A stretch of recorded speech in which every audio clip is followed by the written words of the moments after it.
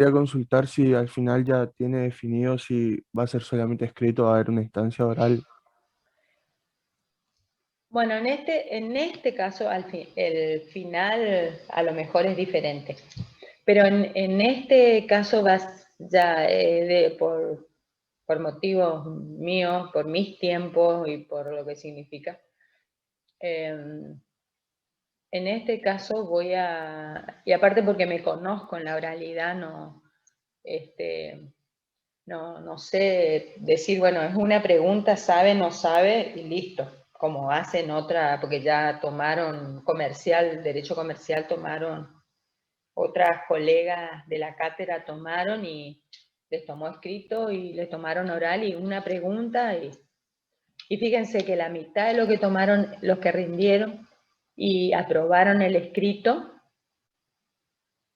fueron al oral, bueno, muchos ya no fueron al oral, por más que habían aprobado el escrito, no se presentaron en el oral.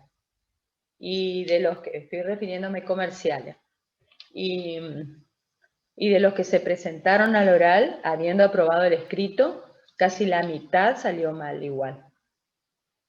Pero es una pregunta, porque tienen 4 o 5 horas le dan para tomar el oral. Por empezar que no tienen 90, pues se presentaron menos de 60 al oral, no tienen 90 como tengo yo, porque me dieron la lista, bueno, hay 2 que renunciaron, son 88 ustedes ahora, los que están en condiciones de rendir.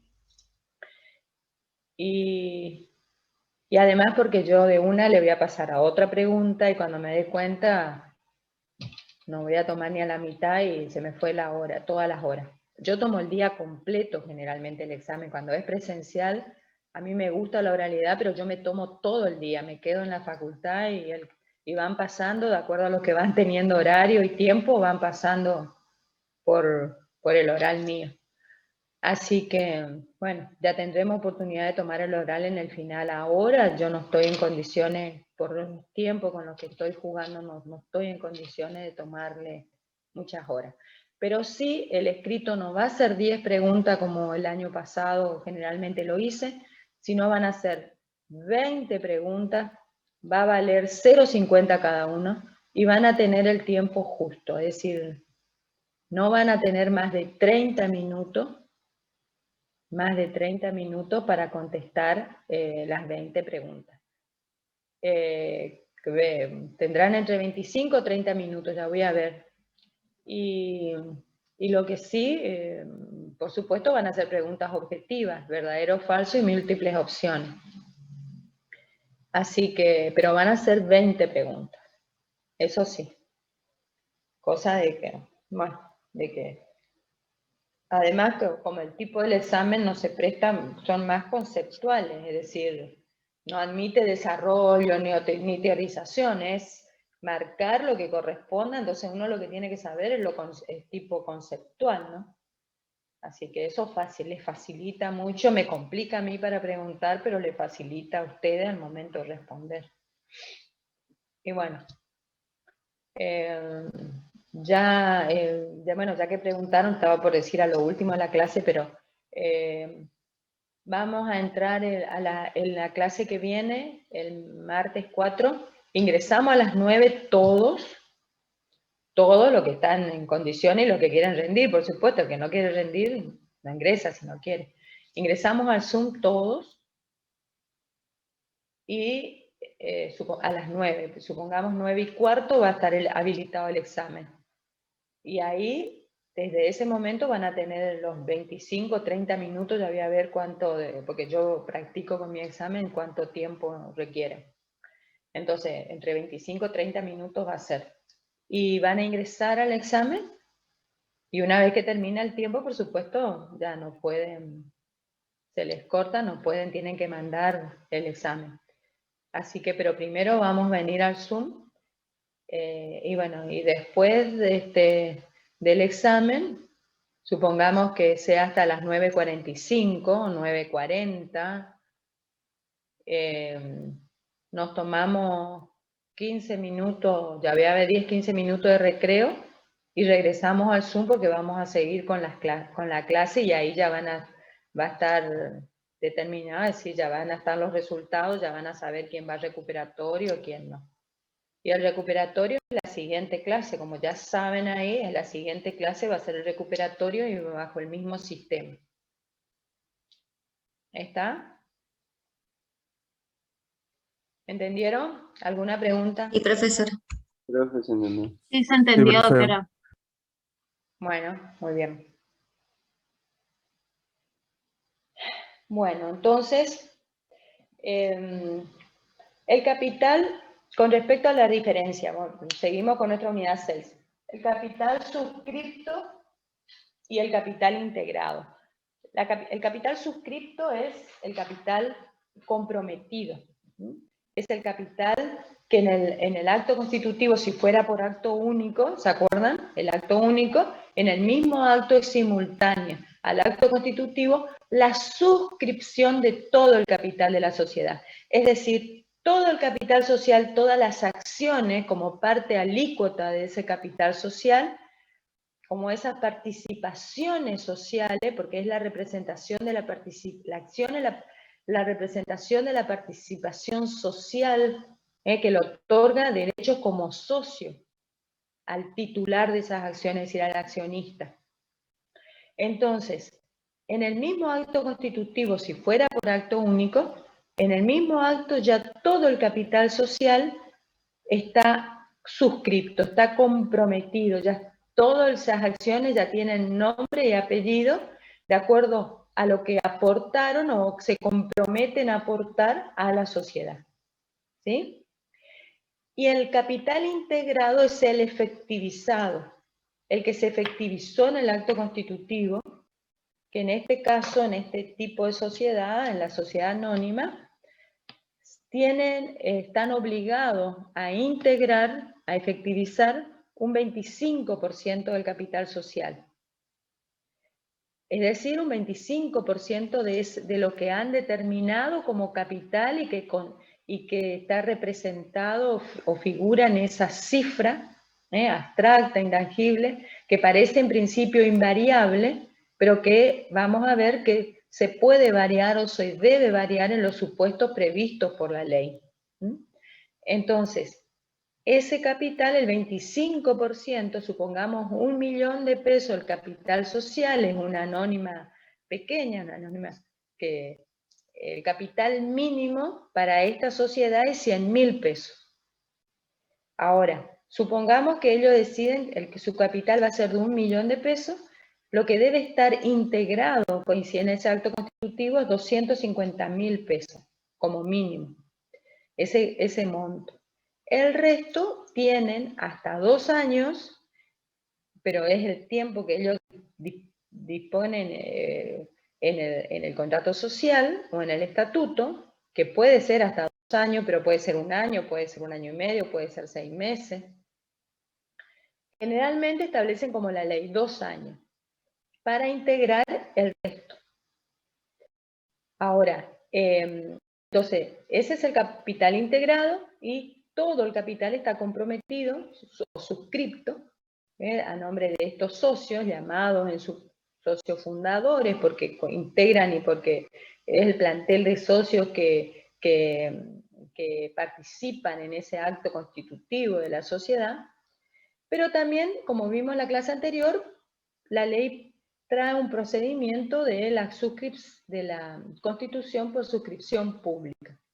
En este caso, en el acto constitutivo, entre el acto constitutivo y la suscripción, esa suscripción del capital es escalonada, no se da en el mismo acto, sino se va suscribiendo y ahí acá aparecen la figura no de los socios fundadores, que pueden llegar a ser también, sino de los promotores, aquellos que promueven la suscripción de una sociedad que se está ofreciendo al mercado, a ese mercado, se está ofreciendo para la suscripción de sus acciones. Sobre todo en los casos que se requiere, en aquellas anónimas, que por el objeto a explotar se requiere mucha inversión. Se necesita un capital importante. Y entonces invitan ese mercado. Por eso los promotores generalmente, y ellos cobran una comisión muy importante por esta tarea, pero generalmente son profesionales que están, porque conocen ese mercado, porque tienen es decir, justamente al conocer el mercado tienen un registrado a través de medios digitales quiénes son y quiénes pueden estar interesados y dónde están aquellos que pueden tentarlos y que tienen además capital suficiente para invertir en esta sociedad como un verdadero medio de inversión. Es decir, no le va a interesar participar ni en la gestión, ni en la administración, ni en ninguno de los órganos, ni tampoco ni siquiera muchas veces ir a votar, ¿sí? Sino lo que le va a interesar es que al cierre del ejercicio le signifique esa inversión, recuperar su inversión y obtener beneficio, obtener utilidades activas, ¿sí? Que sean distribuidas como dividendos. Entonces, este promotor conoce, sabe quién puede ser cliente, quién puede ser tentado para ingresar a esta sociedad de esta manera. Ahora, y se va celebrando contratos con cada uno de ellos, cuyos contratos también él se encarga de redactarlos de acuerdo a las condiciones estipuladas por los fundadores o aquellos socios que están interesados en constituir esta sociedad, de acuerdo a esas condiciones en cuanto al tiempo, al plazo, ¿sí? Que se da, al aporte que debe ser, al monto.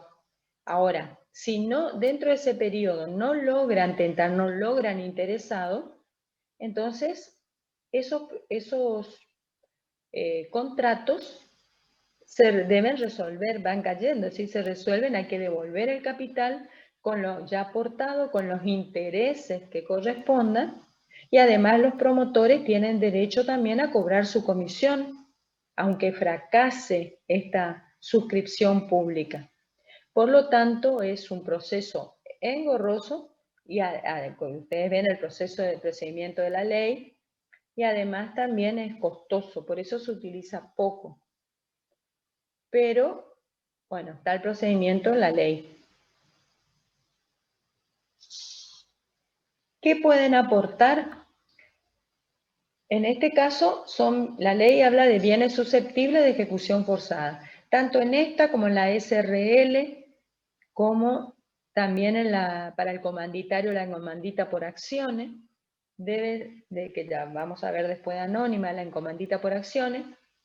¿Qué se puede aportar? Se puede aportar bienes, dinero, por supuesto, y bienes en especie, obligación de dar dinero o bienes en especie, esos bienes en especie en propiedad, porque para ser susceptible de ejecución forzada se debe transferir la propiedad, la titularidad, a la sociedad, ¿sí?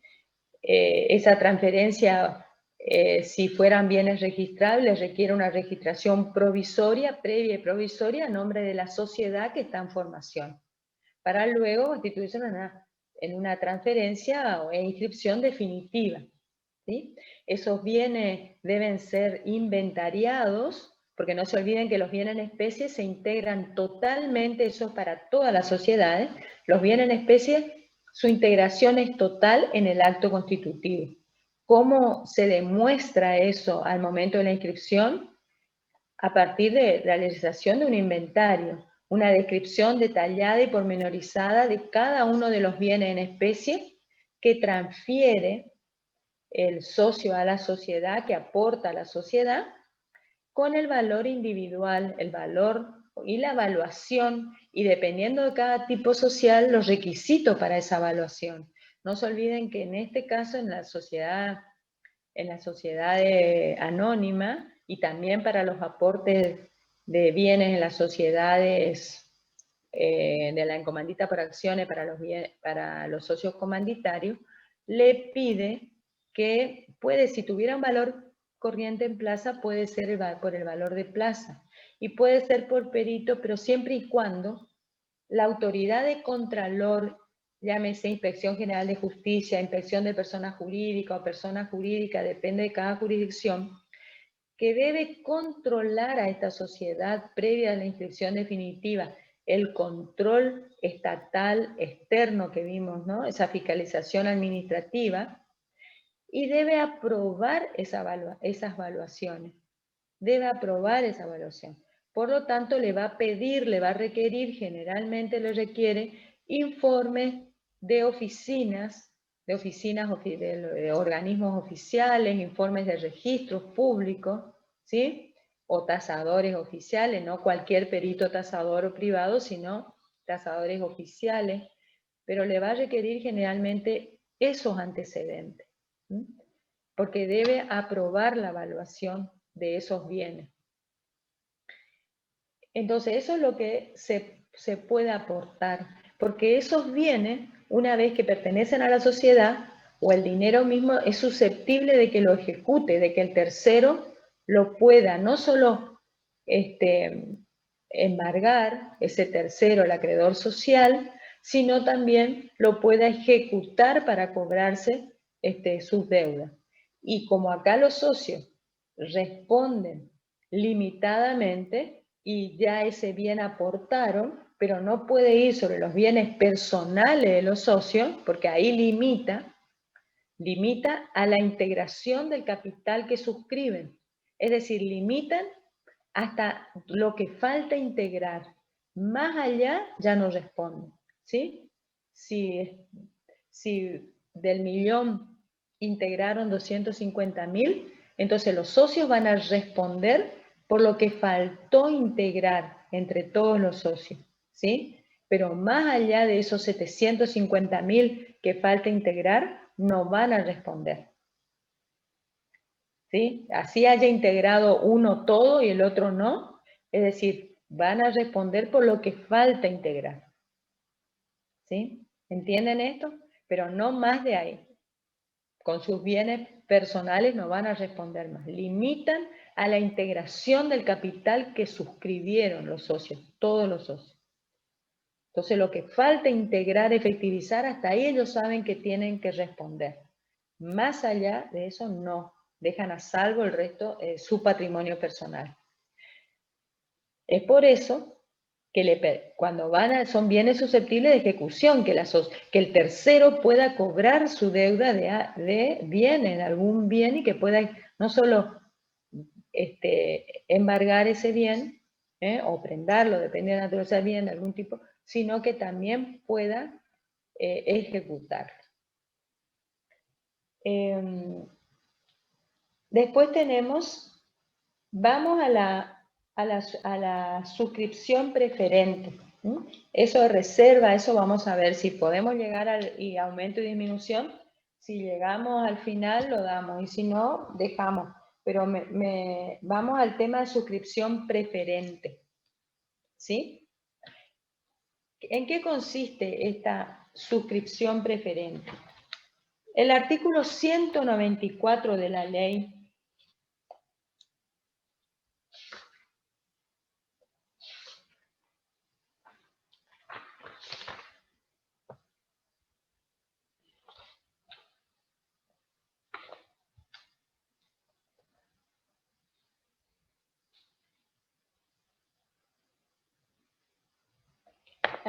vamos al 192 antes, porque el amor a la integración, esto es una cosa que quiero que entiendan. El 192 establece justamente el amor a la integración, es decir, ¿qué pasa cuando, supongamos pusieron 2 años y están en mora? La mora es automática como lo establece el artículo 37. En la parte general, si nos vamos al artículo 37, para recordar de la parte general, que establece que en el caso de el socio que no cumpla, para esto es general para toda la sociedad, el socio que no cumpla con el aporte en las condiciones establecidas, convenidas en ese contrato, o en el estatuto, es decir, integraron el 25% en este caso y se comprometieron a integrar a los 2 años, si no cumple las condiciones establecidas, transcurren los años, la mora es automática. están en mora, incurren en mora, por el mero vencimiento del plazo. Y debe resarcir daños e intereses. Entonces, si esa mora en su aporte genera daños y perjuicios, debe resarcir por esos daños y perjuicios e intereses. Si no tuviera un plazo, supongamos que no establecieron plazo, en este caso la ley establece un plazo que es de 2 años como máximo, el aporte es exigible desde que se inscribe la sociedad, ¿sí? Pero en estos casos la ley le establece en las sociedades como la SRL 2 años, desde esa inscripción hasta 2 años como máximo en el plazo que ellos establezcan. ¿Por qué establecen generalmente los 2 años, el plazo máximo que establece la ley? Porque hay diferencia de criterio en la interpretación. La ley, a mi entender, es clara cuando está diciendo hasta 2 años. Quiere decir que le permite a los socios convenir que pueden entrar en mora y constituirse en mora, es decir, en realidad la no constituirse una mora automática, desde, si pusieron 1 año, vencido el año, o pueden poner 6 meses, 1 año y medio, 8 meses, es decir, como máximo 2 años, no pueden poner 3 años para integrar el resto, ni 2 años y medio. Pero para ello es válida la cláusula estatutaria que establezca el plazo, dentro del cual vence justamente su obligación de integrar el resto del aporte dinerario. ¿Sí? ¿Qué pasa en muchos casos? El socio no integra, 1 año no integra, supongamos que el estatuto decía 1 año, no lo integra, y luego van a la justicia, hacen presentación, y él dice, estoy dentro del plazo legal, todavía me queda 1 año de acuerdo al plazo legal. ¿Entienden? Y entonces, el criterio jurisprudencial o el criterio judicial no es, tampoco conteste, no es unívoco. Y por lo tanto, ponen 2 años para evitar eso, porque hay quienes interpretan que es hasta 2 años, independientemente de lo que ellos puedan. En realidad es una norma en el estatuto que cómo no va a ser oponible entre ellos si él firmó y tiene conocimiento. Y no solo eso, sino que está, además también es oponible con respecto a terceros, y los terceros pueden hacer valer, porque si está inscrito ese estatuto, está hecho público, es oponible a terceros, ¿no es cierto? Pero bueno, hay criterios que dice que se ajustan, que debe ser conforme a la ley, a las pautas establecidas por la ley. Pero eso es si no pusieron otra fecha, es decir, como máximo el plazo que ellos es de 2 años, pero si estipularon antes o si estipularon un plazo menor, es el plazo estipulado en el contrato o en el estatuto. Bueno, entonces por eso ponen los 2 años como máximo. La sociedad podrá excluirlo sin perjuicio de la reclamación judicial, es decir, es causal de exclusión, es una causal de exclusión al socio que no cumple con el aporte en el plazo previsto, sin perjuicio de la reclamación del afectado es decir, por más que lo excluya, si se ve afectado la sociedad o socio o tercero se ven afectados, puede accionar contra el excluido, ¿no es cierto? No obstante esa exclusión. O exigirle, si pueden excluirlo, que es lo más, también pueden lo menos, que es exigirle que cumpla, darle otro plazo y exigirle que cumpla con el aporte. Ahora, en las sociedades por acciones, remite al 193. Entonces, el 192 dice, ejercicio de los derechos de la mora. La mora de la integración se produce como el principio general del 37, mora automática. Y suspende automáticamente el ejercicio de los derechos de esas acciones que están en mora. Suspende los derechos que ya vamos a ver, derechos políticos o parapolíticos, como le llaman, y derechos patrimoniales que otorgan esas acciones, que otorgan al accionista por su calidad de socio. ¿Sí? Por esas acciones que están en mora, se suspenden esos derechos. Ahora, ¿qué dice el 193? El estatuto podrá disponer que los derechos de suscripción correspondientes a las acciones en mora, porque está en mora la integración, pero esas acciones ya están suscriptas, ¿sí? Ya están a nombre de Carlos Acosta, que está en mora en la integración, pero están a nombre de él, están suscriptas por Carlos Acosta. Entonces, que esos derechos de suscripción correspondientes a las acciones en mora sean vendidos en remate público, es decir, se ofrecen un remate, pero eso debe estar establecido en el estatuto, se ofrece en remate público que una vez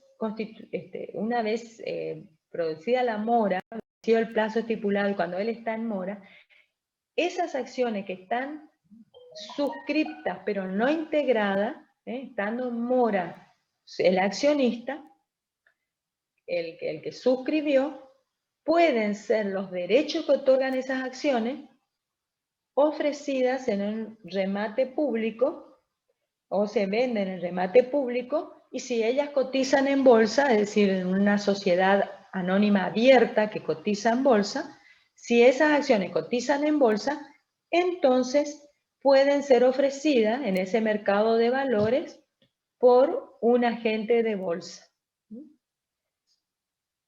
Son, por supuesto, los gastos relativos al remate, como también los gastos y los honorarios del agente de bolsa, están a cargo del socio, del suscriptor moroso. Y si se ha ocasionado daños y perjuicios, por supuesto, la responsabilidad por esos daños y perjuicios. Entonces, pero en este caso es que él pierde esos derechos que suscribió, esas acciones que suscribió las pierde, porque de las que están en mora, ¿no? Que suscribió pero que no las integró, porque se remata o se ofrece en el mercado de valores. También el estatuto, ¿qué puede establecer?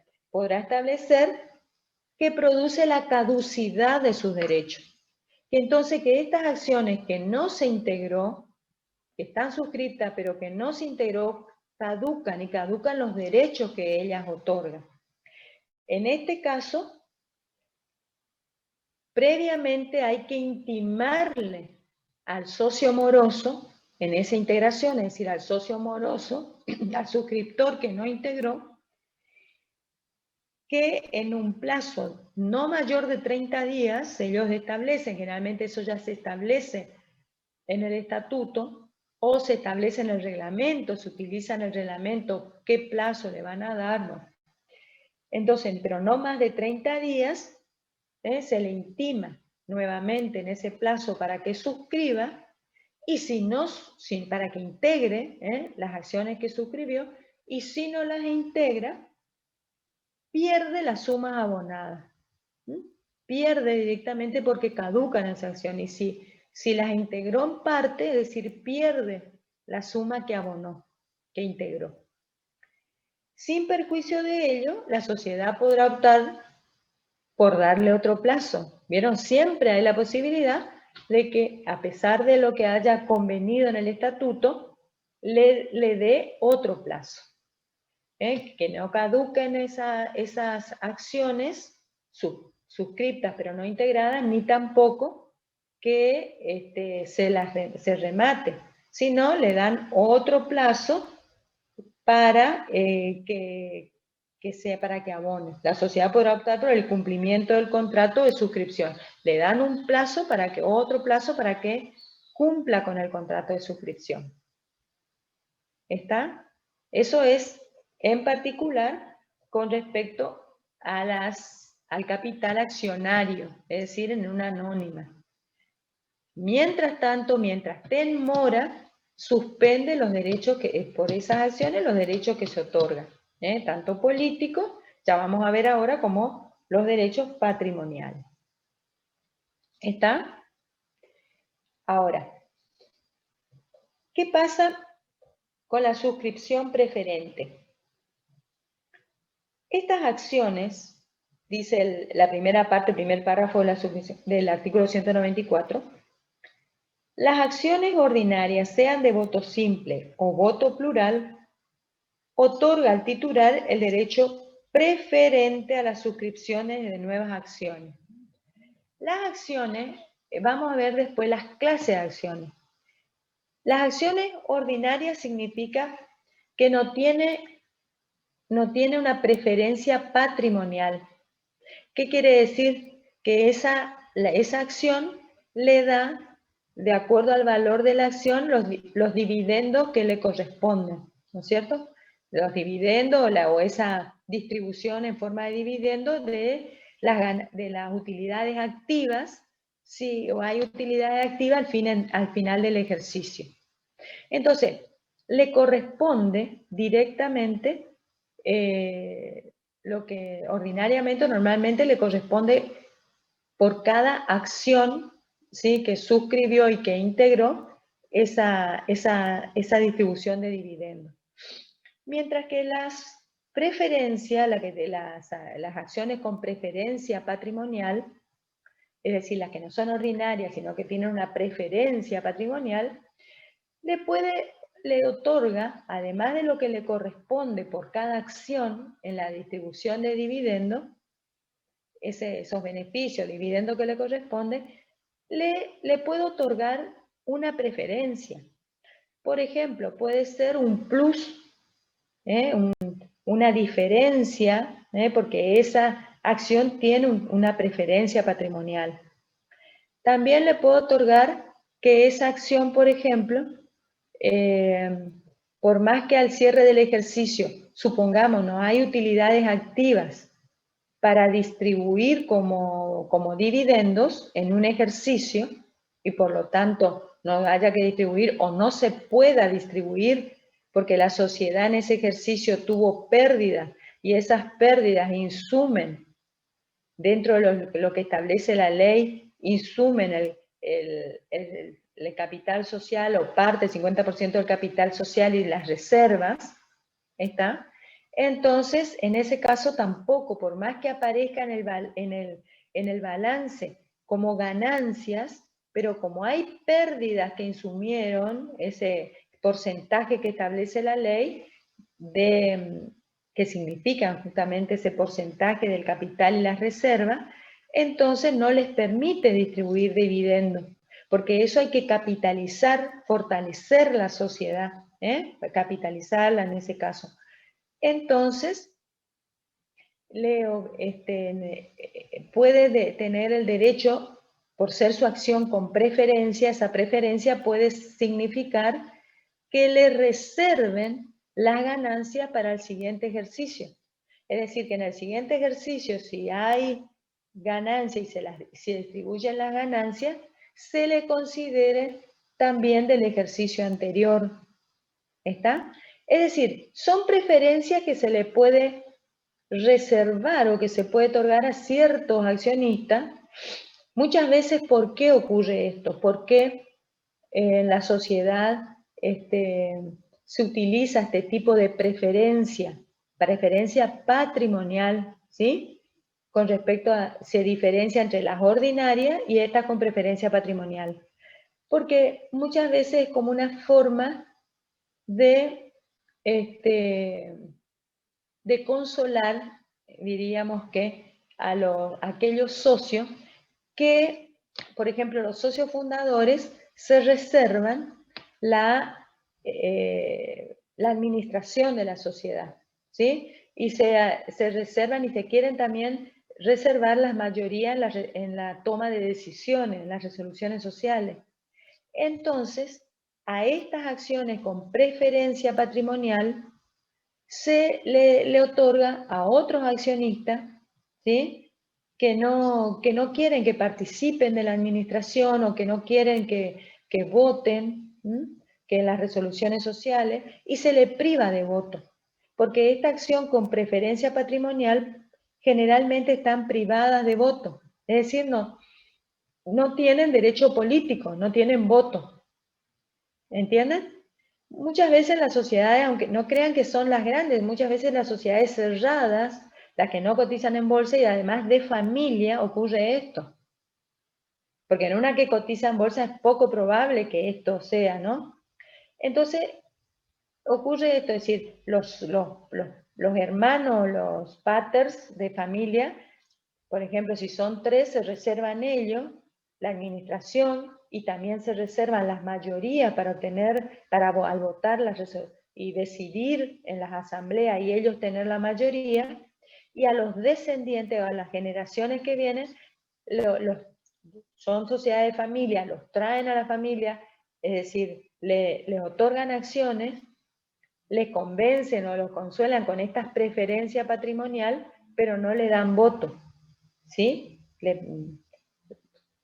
Ahora, por más que las acciones estén privadas de voto, por más que las acciones estén privadas de voto, la ley establece determinados supuestos en que esas acciones recuperan sus votos. ¿Entienden?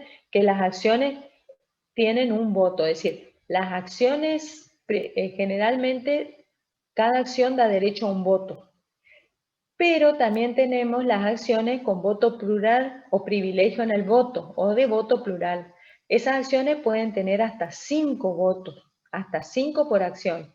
Pueden ser 2, pueden ser 3, 4 o 5, como el máximo que establece la ley, por acción. ¿Cómo dijo que se llamaban, doctora? Perdón. Acciones. ¿Cómo, Domínguez? ¿Cómo dijo que se llamaban? Acciones por derecho a voto, ¿cómo dijo? Con voto plural. Ah, listo. Bueno, gracias. Con voto plural o con privilegio en el voto, o acciones de voto plural. Entonces, supongamos que yo no tengo preferencia patrimonial, pero me reservé acciones ordinarias con voto plural. Tengo 5 votos por acción. Y está el de preferencia, está un accionista que tiene preferencia patrimonial, pero está sin voto, vedado el voto, es decir, sin voto. Hay supuestos en que todas las acciones, es decir, todos los accionistas tienen el mismo derecho, es decir, tanto las acciones con voto plural, para votar esos supuestos tienen un voto por acción, ¿sí? Es decir, se les reconoce, pero un voto por acción. Y aquellas acciones que tienen preferencia patrimonial, pero no tienen voto, ¿sí? Porque no les dan voto, esa acción, recuperan un voto por acción. ¿Para qué? Para que los accionistas en esos supuestos estén todos en igualdad de condiciones. Y esos supuestos son, por ejemplo, el supuesto de nombrar, tanto nombramiento como remoción y responsabilidad de los administradores, es decir, de los miembros del órgano de administración y del órgano de fiscalización interna. Es decir, en este caso sería de los directores, que es el órgano de administración de la sociedad, eso vamos a ver en la siguiente unidad. El directorio es el órgano de administración de la anónima, y la fiscalización interna, que es la sindicatura o el consejo de vigilancia. También pueden tener un consejo de vigilancia o ambos, órganos de fiscalización interna. Entonces, nombrar, remover y decidir acerca de la responsabilidad o no por el desempeño de esos miembros del directorio, o es decir, de los directores o de los síndicos, miembros de la sindicatura, o los consejeros del Consejo de Vigilancia, para esos casos todos tienen un voto por acción. ¿Sí? Y también los supuestos especiales de la Asamblea Extraordinaria, que es los supuestos que están en el artículo 244 última parte, el último párrafo del 244, que establece los supuestos especiales, es decir, los temas especiales que debe tratarse en asamblea extraordinaria y que requieren una mayoría agravada. Esos supuestos especiales. Para votar esos supuestos especiales, todos recuperan un voto, y todos tienen un voto nada más por acción. ¿Sí? Por más que yo tenga voto plural, en ese caso, tengo un solo voto. Y los que no tienen voto, recuperan un voto por acción. ¿Entienden esto? Entonces, en esos casos, la ley establece justamente que todos están en igualdad de condición, en paridad de condición al momento de votar.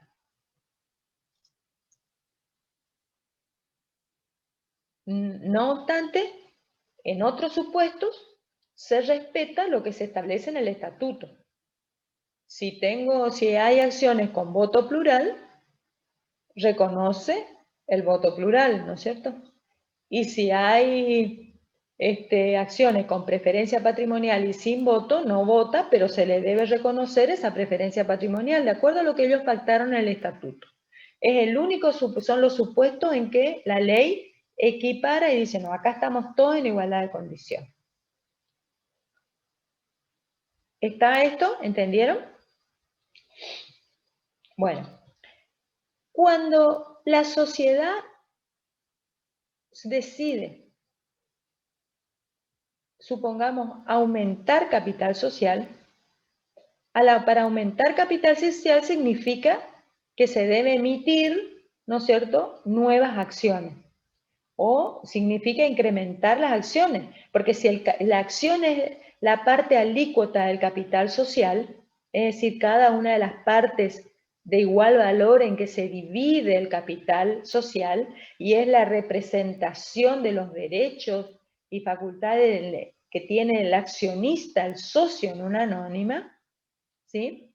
Entonces, si aumentamos capital social, significa que van a haber más acciones, ¿sí?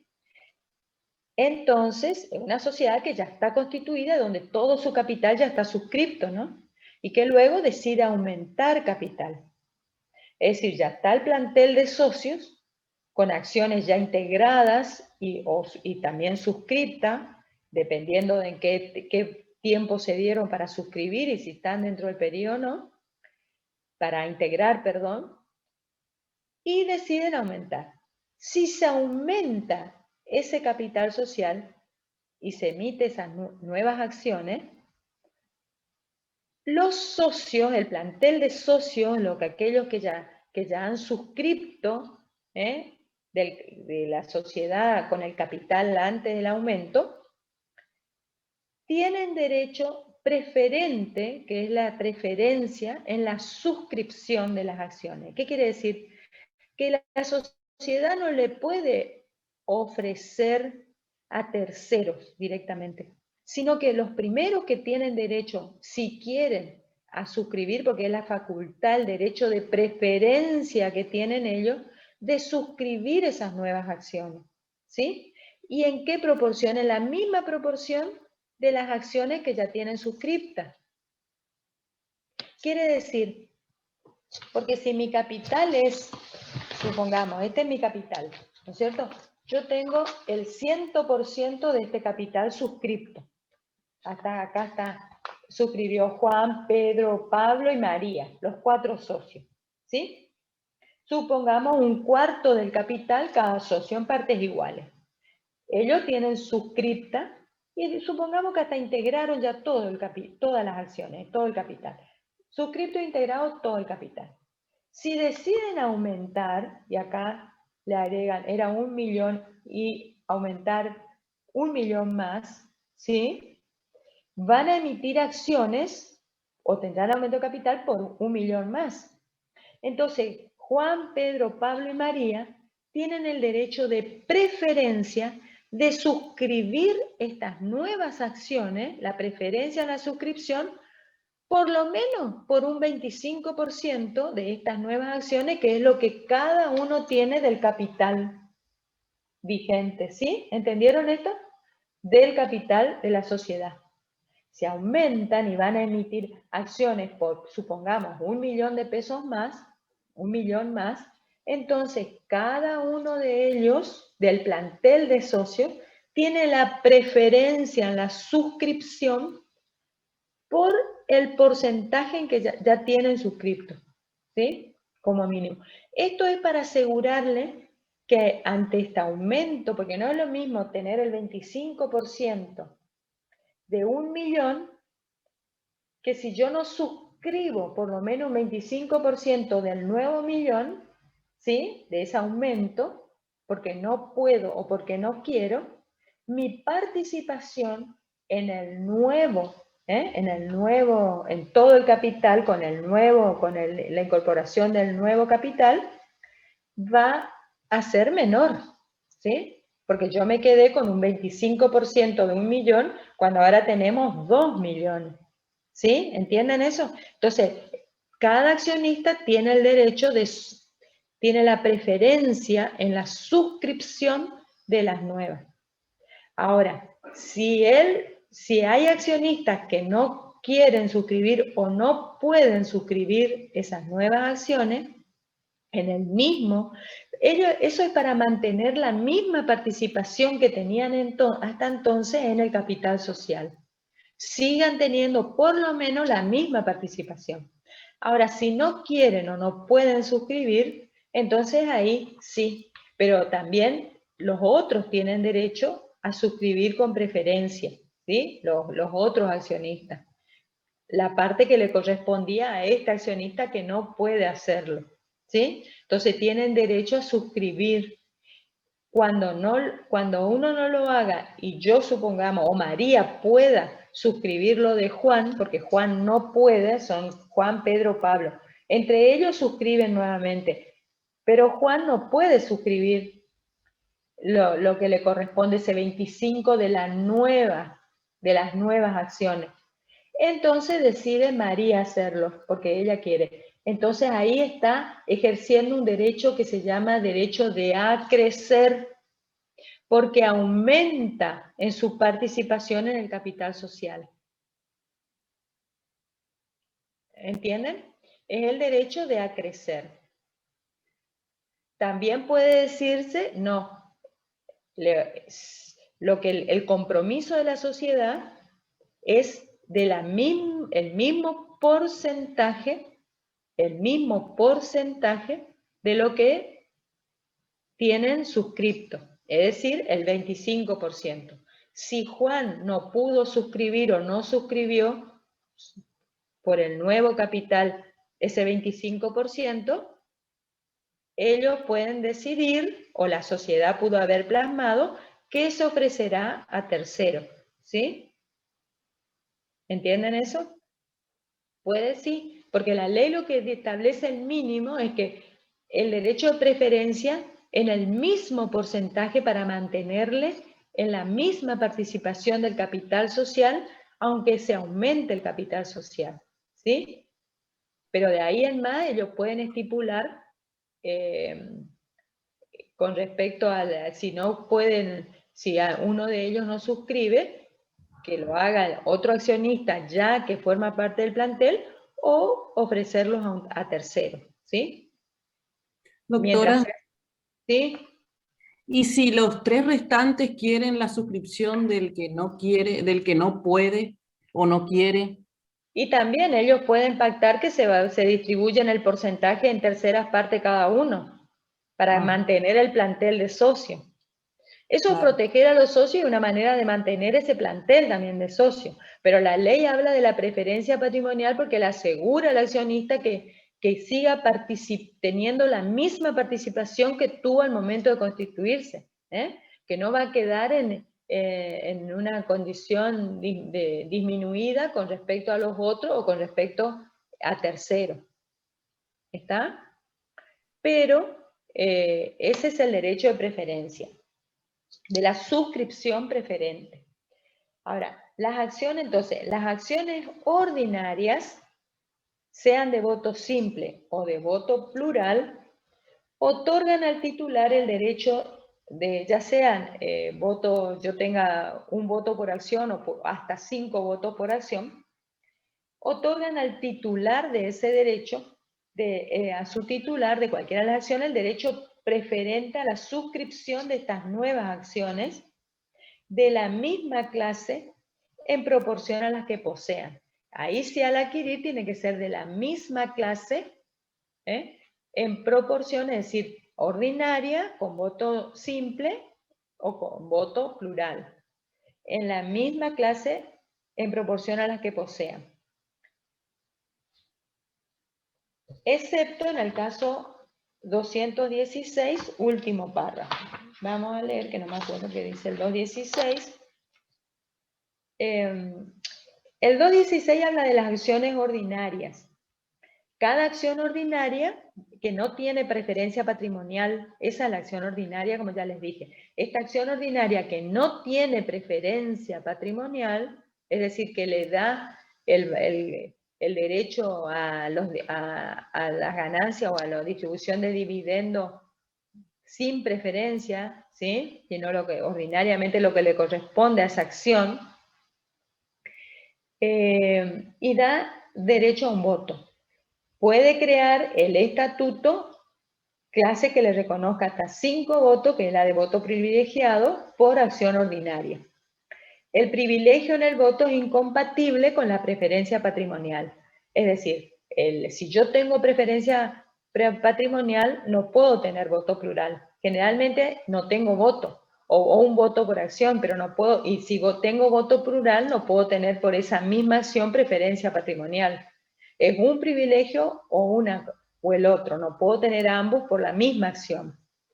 Ahora, no pueden emitirse acciones de voto privilegiado, es decir, con más de un voto por acción, hasta 5 votos, después que la sociedad haya sido autorizada a hacer oferta pública de sus acciones. Si la sociedad ya está autorizada y va a hacer oferta pública de esas acciones, porque eso, ya vamos a ver bolsa y mercado cuando terminemos anónima, bolsa de mercado y la ley de mercado de capitales, pero debe estar autorizado, debe realmente cumplir todos los requisitos que la ley específica le exige y estar autorizada y controlada y registrada por la Comisión Nacional de Valores. No cualquier sociedad anónima cotiza en bolsa sus títulos, ¿sí? O sus acciones.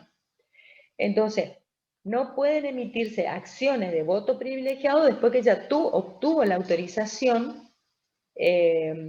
para hacer esa oferta pública de acciones. Si no obtiene, sí, pero una vez que obtiene, porque ya se le autorizó a ofrecer, a cotizar en bolsa y hacer una oferta pública de sus acciones en ese mercado de valores al público, a los que quieren ofrecer invierten, intervienen en el mercado de valores, con un voto, sin voto privilegiado, es decir, con la acción de un voto. Es decir, en realidad no puede cambiar nada una vez que ya estuvo autorizado, porque la autorización se hizo en base al estatuto y al reglamento, como están inscritos y como se decidió, ¿sí? Si ellos luego cambia, eso hay que inmediatamente esa modificación inscribir en el registro, pero previa verificación y autorización con la Comisión Nacional de Valores si ya están cotizando en bolsa. ¿Está? Entonces no pueden modificar nada después que ya obtuvieron la autorización para cotizar en bolsa, que son las abiertas, ¿no? Las anónimas abiertas. Entonces, en este caso, con respecto a la suscripción preferente, que dice las ordinarias, ya sea de voto simple o voto plural, tienen el derecho de preferencia a la suscripción de esas nuevas acciones en la misma clase, es decir, de acciones ordinarias, y con los mismos derechos, es decir, ya sea voto simple o voto plural, y en proporción a la que ya poseen. Esta limitación no se aplica justamente en esa última parte, que es cuando obtuvieron ya la autorización para cotizar en bolsa, ¿sí? Esas acciones ya están autorizadas cotizar en bolsa, entonces en este caso no se le aplica. También otorgan derecho de acrecer, que es lo que le dije, acrecen en proporción a las acciones que hayan suscripto en cada oportunidad.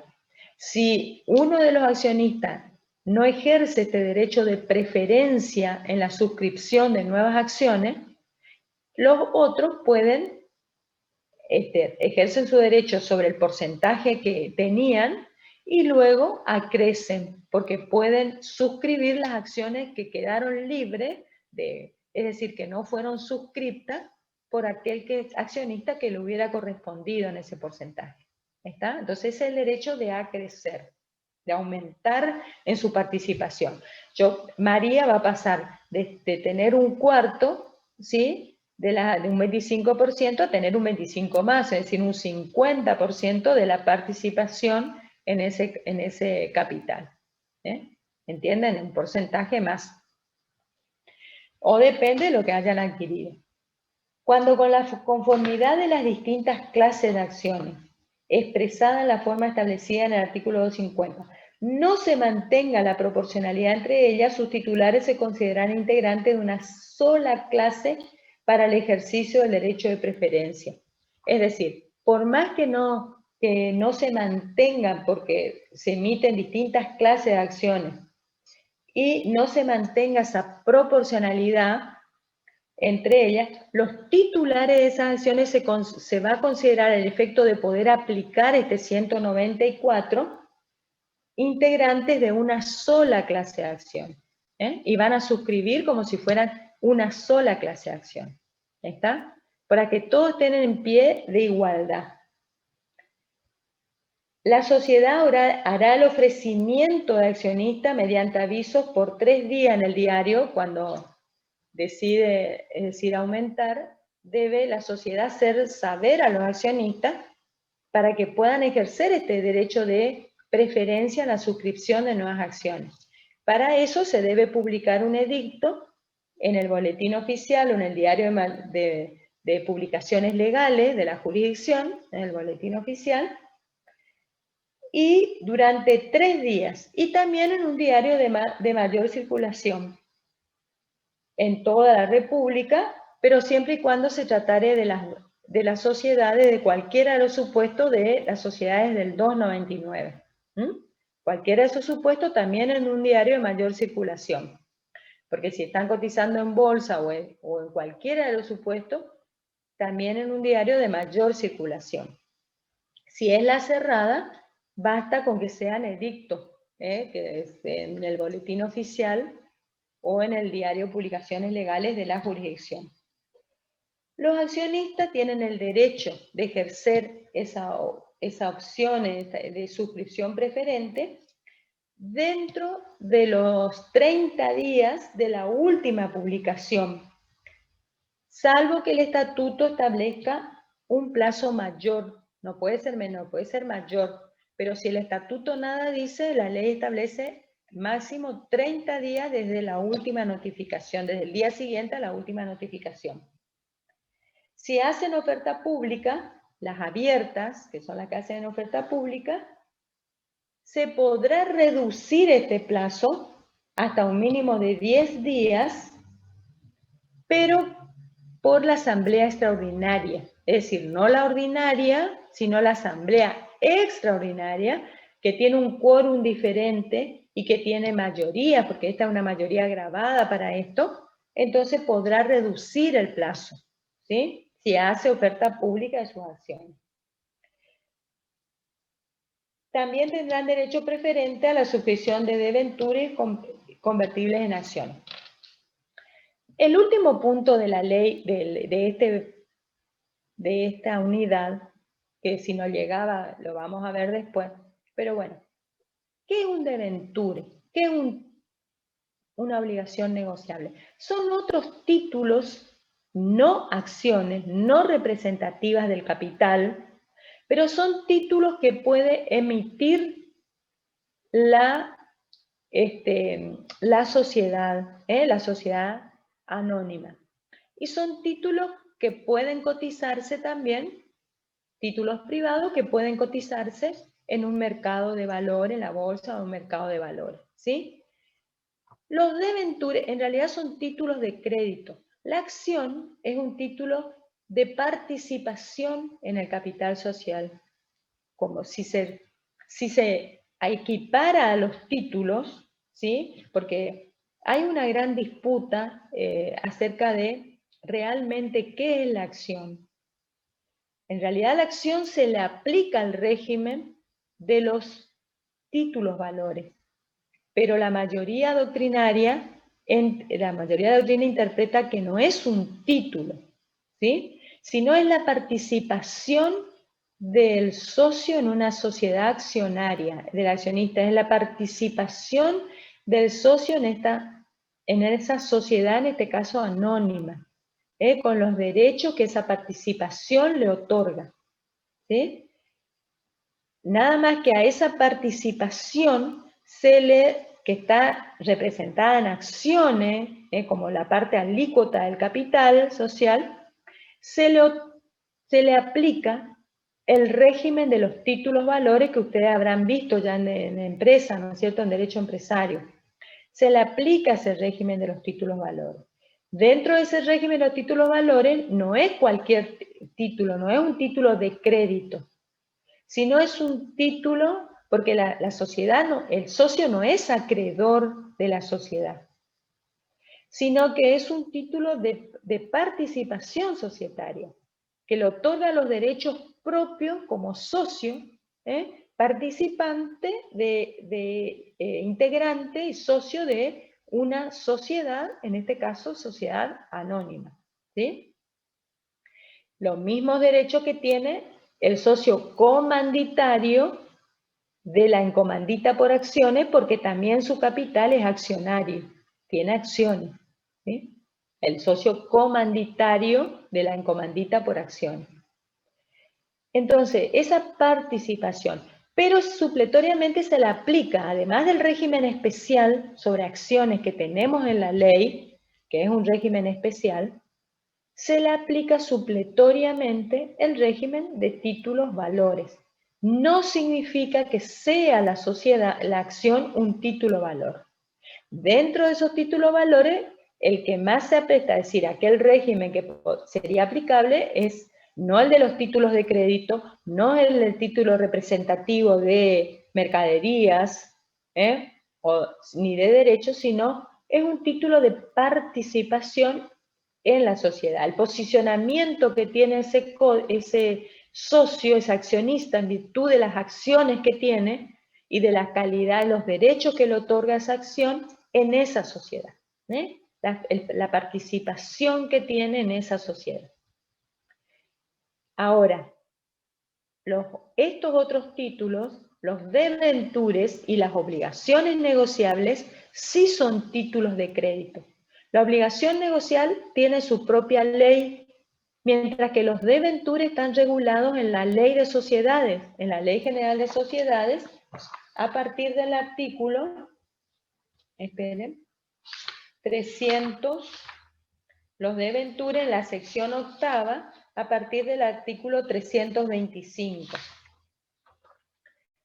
El 325 dice que las sociedades anónimas, incluidas las de la sección sexta, que son las anónimas con capital estatal mayoritario, como subtipo de la anónima con capital estatal mayoritario, y las encomanditas por acciones, en cuanto al capital accionario, el capital comanditario del socio comanditario, podrán, si sus estatutos lo autorizan, tiene que estar autorizado por el estatuto la emisión de estos títulos.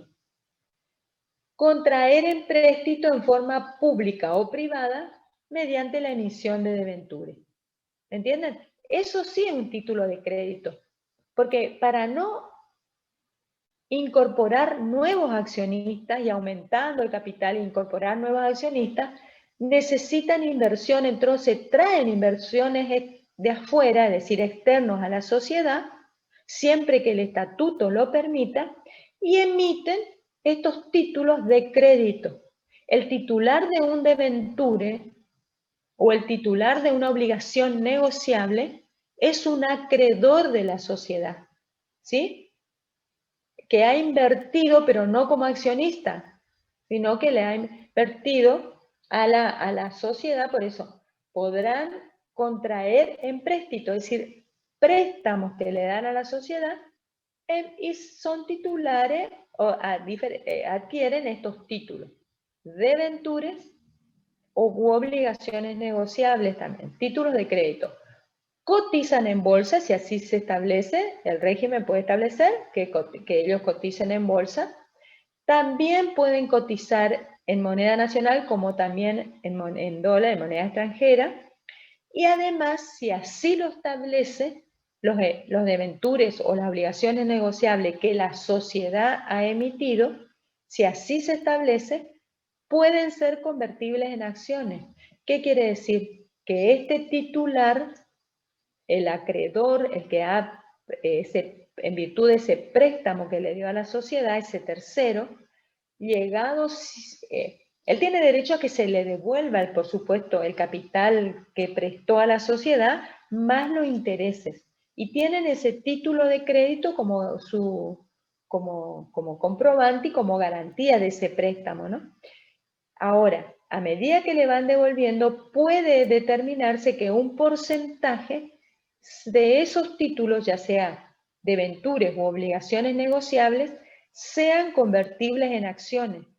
¿Qué quiere decir? Que en lugar de devolverle la sociedad ese importe, lo convierta, lo reemplace por acciones, ¿sí? Lo reemplace por acción. Entonces ahí sí entra el que hasta entonces era un acreedor de la sociedad, el deventurista o el obligacionista, entre con acciones, porque convierten esos títulos en acciones, y por ese porcentaje, ese capital que esos títulos representan, de lo que le queda por cobrar, recibir por ese préstamo al acreedor, ingresan como accionistas. Pero eso debe estar estipulado en el estatuto y en el reglamento de emisión de estos títulos, ¿sí? Porque el estatuto puede decir que ellos autorizan a emitir obtener préstamos de terceros mediante emisión de estos títulos. Pero luego se debe reglamentar, porque deben estar autorizados y reglamentar, y sobre todo si van a cotizar en bolsa. ¿Entendieron esto? ¿Qué pasó con los debentures y por qué luego se regulan las obligaciones negociables, se sanciona una ley de obligaciones negociables? Porque los debentures, si ustedes leen sobre estos títulos negociables, ¿no?